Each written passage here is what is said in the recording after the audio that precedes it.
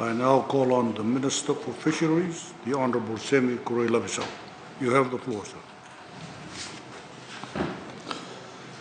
Thank you, Honourable Speaker, sir, and I thank the Honourable Member for the question. Honourable Speaker, we are in the midst of a global COVID-19 pandemic, which has caused drastic effects on the growth of our national economy. An estimated 120,000 Fijians, or one-third of the Fijian workforce, lost their jobs or have their working hour cut as a result of this COVID-19. In such scenarios, it is natural to assume that these people will resort to and depend on our natural resources as means of food security and livelihood. The Fiji inshore fisheries are of significant economic value to our 850 coastal communities in Fiji. Honourable Speaker, sir, the Ministry of Fisheries aims to grow Fiji's fishery sector during and after this COVID-19 pandemic period, which is in line with our national target of building a more resilient blue economy for Fiji post-COVID-19.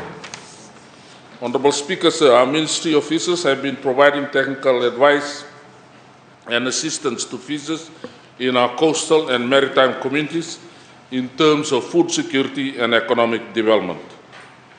This is to alleviate their fishing standard from subsistence to semi-commercial level.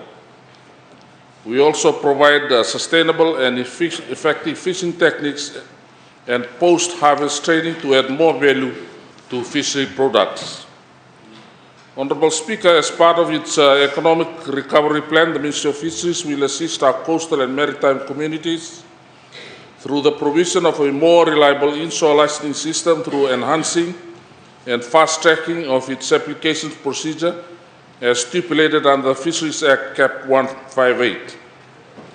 This will assist our local fishers to obtain their fishing license faster with an ultimate aim of sustaining their families and, where possible, alleviating their fishing standard from subsistence to commercial level.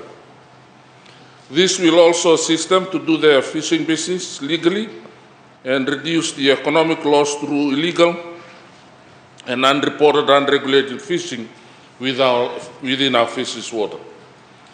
Honourable Speaker, sir, we have been and will continue to assist our inshore communities through the deployment of FEDs around the ngoli or customary fishing areas.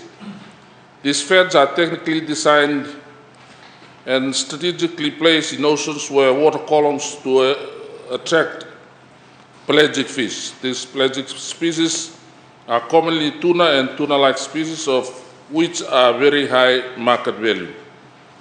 This will assist our fishermen through the reduction of their fishing operating cost and increasing their economic yields.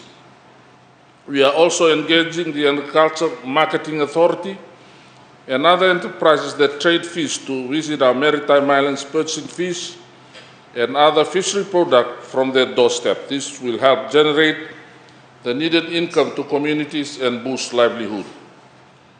To conclude, Honourable Speaker, sir, we will continue to assist our fishers and coastal communities to sustainably manage their fishery resources for their food security, livelihood, and economic development. Thank you, Honourable Speaker, sir. I thank you.